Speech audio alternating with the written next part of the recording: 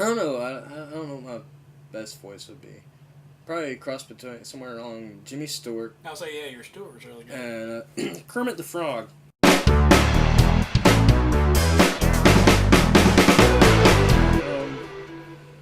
I forgot I think it was 7th grade when I discovered I could impersonate Kermit and most of the Jim Henson performed characters from the Muppets. Because there's a guy in my class in 7th grade who did a decent, impersonation, and then I just tried it, and I've been doing it fairly good ever since. And I can do a few of Frank Oz.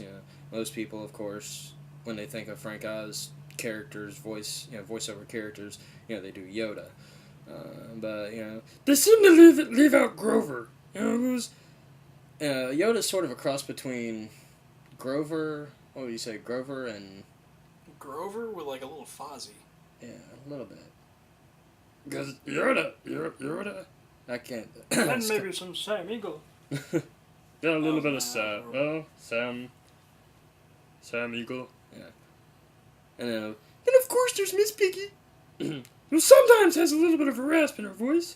And that's actually, Piggy, I was noticing this one time. The kind of similarities between the Muppet Show characters and the Sesame Street characters in the voices. Grover and Piggy are sort of along the same lines. Yeah. And then Bert and Fozzie, which are kind of hard to do for me. Because they're more of a higher and drier. Don't have the rasp. Waka waka. Yeah, waka waka. Yeah, they don't have the rasp to them. The rasp is what makes the other ones easier to do. And then with Jim Henson, Kermit and Ernie were pretty much alike. Rolf and Guy Smiley. Yeah. Because they've sort of got that raspy thing going on.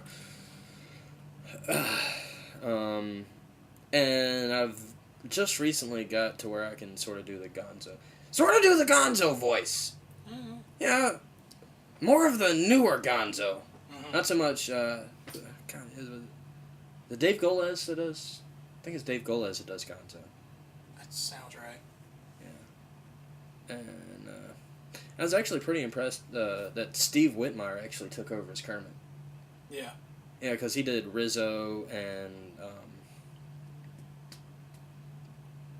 trying to think of who else he did before, but with the New York, accent that he's got going on with most of his characters. Yeah. Yeah, and then he just ups and starts doing Kermit, taking over for Kermit when Jim died, and I was like, wow. Then another guy who has probably made a lot of money in the past couple of years, another Muppet performer, Kevin Clash.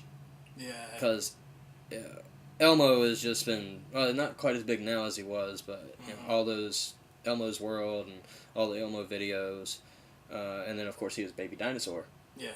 And also, I don't know, I can't remember if he did the voice or just did the puppeteering for Splinter. And he also, the show Muppets Tonight. Yeah. And on, as a character on Muppets Tonight, he was also Muppets from Space, Clifford, the catfish. Yeah.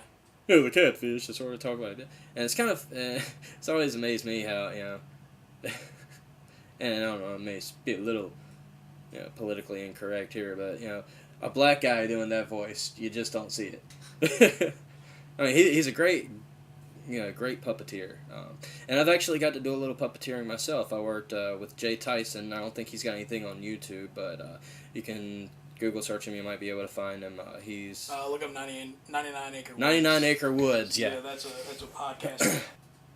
Yeah, Jay Tyson, he's a puppeteer, writer, director, actor, computer animator. He does it all. He's a wonderful artist. Builds his own puppets. I worked with him on the movie Pods, and actually got to do some puppet doubling for him. In Pods, there's a scene where the weasels are sitting in the lab smoking cigars and playing poker. He was actually directing part of that scene where there's no voices, and I was operating his puppet. I think it's either Hector or Lecter. I think it's Lecter. And was, had a cigar in between his fingers and was actually putting it in and out of the mouth. That was pretty awesome. And I got to operate a old guy who got knocked out and a cat who got knocked out. I'm seeing a pattern here. Yeah. Elmo's a black guy. Who knew?